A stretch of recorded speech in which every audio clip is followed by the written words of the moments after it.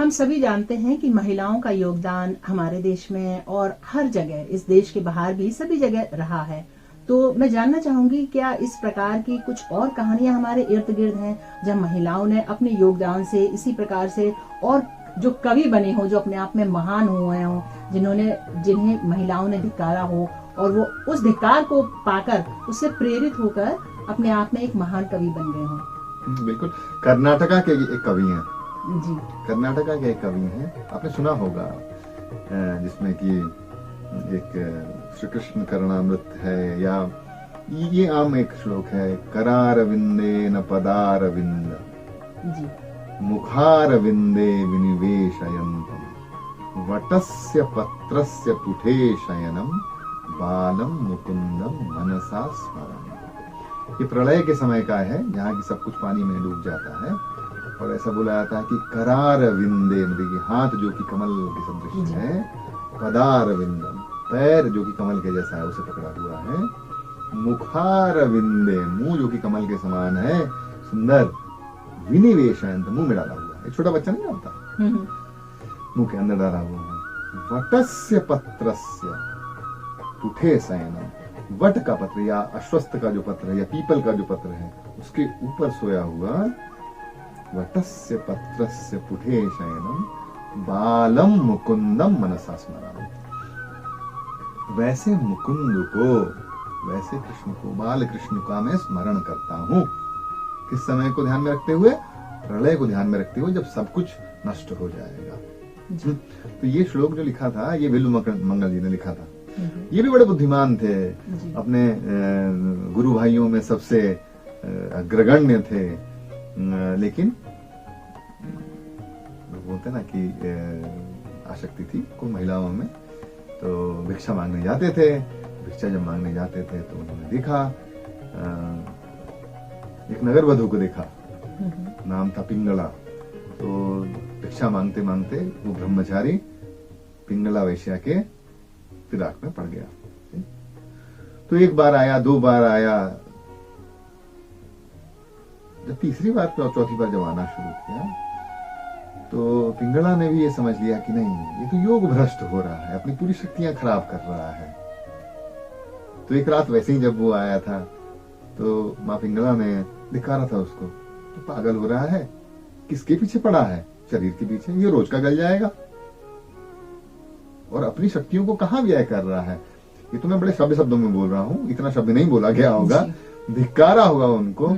उस समय उन्हें ये होश आया कि इसी आंख के चक्कर में, है ना, गीता में आप देखेंगे ना, कर्मेंद्रिय बताते हैं और उसकी ज्ञानेंद्रिय बताते हैं गीता में कृष्ण। मतलब ज्ञानेंद्रिय आंख और उसका कर्मेंद्रिय पैर बताते हैं। मतलब आंखें अगर कोई अच्छी चीज देखते हैं तो उसके पीछे पीछे पैर को ले जाएगा, मतलब ज्ञान और कर्म दोनों।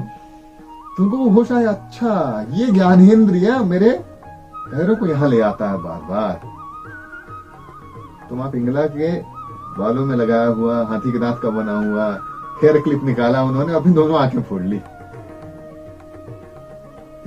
तो उस क्रोध में उन्होंने फोड़ा, लेकिन उसके बाद उन्होंने बहुत बड़ी रचनाएं की, और अपनी रचनाओं में पहला नाम पिंगला माँ का लिखते हैं कि मैं उनको धन्यवाद देता हूँ।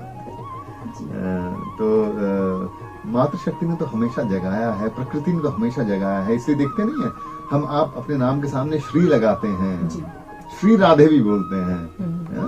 तो श्री अगर लगाया जाता है तो श्री लक्ष्मी का सूचक है, प्रकृति का सूचक है। हम हमेशा ये बताने की कोशिश करते हैं कि भले ही एक व्यक्ति हो अलग से, पर वो उस प्रकृति का एक हिस्सा है और उससे अलग नहीं। जिस दिन वो उससे अलग हो गया, उस दिन उसका रहना, उसका टिकना संभव नहीं होगा। इसलिए खुद को याद दिलाने के लिए ये नाम हम लोगों ने, श्री की पदवी हम लोगों ने जोड़ा है अपने साथ। उसी तरह से दिव्यांगता जब हम बोलते हैं तो कभी भी ये ना समझे कि किसी दूसरे आदमी को महान बोलने की हम कोशिश कर रहे हैं। हम हमेशा खुद को याद दिलाने की कोशिश करते हैं कि जो दिख रहा है और जो दर्शनीय है वो दोनों अलग हैं। दिख भले ही रहा हो कि अंग में कोई कमी हो, पर जो दर्शनीय है वो दिव्यता है। इसलिए दिव्यांग शब्द इस्तेमाल किया जाता है। तो ये रही विल्लू मंगल की कहानी, जो कि मतलब नारी शक्ति हमेशा से कहा जाता है ना कि किसी की प्रगति के पीछे या जो ऊंचाई पे पहुंचा हुआ उसमें पीछे कहीं ना कहीं नारी शक्ति का हाथ रहा है। तो ये शुरुआत से ही रही है, ये हमेशा से रही है। और आदि देवी तो माँ दुर्गा ही रही है हमारी। दोस्तों, कवि बिल्व मंगल जैसे ही एक और दृष्टि दिव्यांग कवि हुए हैं सूरदास, जिनकी कृष्ण भक्ति से हम सभी बखूबी परिचित हैं। तो सर, उनके बारे में भी थोड़ा बताइएगा। मैया मोरी मैं नहीं माखन खायो, जी, उनका लिखा हुआ है। और दूसरा पद है जो कि काफी लोकप्रिय है, वो है चरण कमलो बंदो हरि राई, जाकी कृपा पंगु गिरि लांघे, अंधन को सब कुछ दरसाई। जी, बहिर सुने मुख पुनि बोले, रंक चले सिर छत्र धराई। ये सूरदास की लिखी हुई है। तो सूरदास के बारे में तो कहना ही है, उनके बारे में क्या कहना है, वो कृष्ण भक्त थे। और उनके बारे में कथा बड़ी प्रिय है मुझे, जिसमें कि बोलते हैं कि चलते चलते वो एक कुएं के अंदर, एक गड्ढे के अंदर गिर जाते हैं। तो कुछ देर तक बैठे, ठंड लगी, तो अपना भजन गा रहे हैं, तब तक कोई एक आदमी व्यक्ति उनको सहारा देता है और बाहर ले चलता है और सामने सामने रास्ते तक ले जाता है। घूंगर की आवाज से, मोर मुकुट की हवा से और सुगंध से माखन की, सूरदास को पता चल जाता है कि कृष्ण आए, बाल कृष्ण आए। तो उन्हें पकड़ने की कोशिश करते हैं सूरदास, तब तक कृष्ण निकल लेते हैं वहां से। तो एक पद बड़ा प्यारा बोला उन्होंने कि बोलते हैं, हाँ, सूरदास बोलते हैं कि हाथ छुड़ा कर जाते हो, हाथ छुड़ा कर जाते हो, निबल जान कर मोहे, हृदय से तुम जा सको तो सबल जानू में तो। बड़ा प्यारा पद है, ये सूरदास जी का बोला हुआ है। और बस अंग नहीं थे, लेकिन उस दिव्यता से जुड़े हुए थे, इसलिए मुक्त हो गए।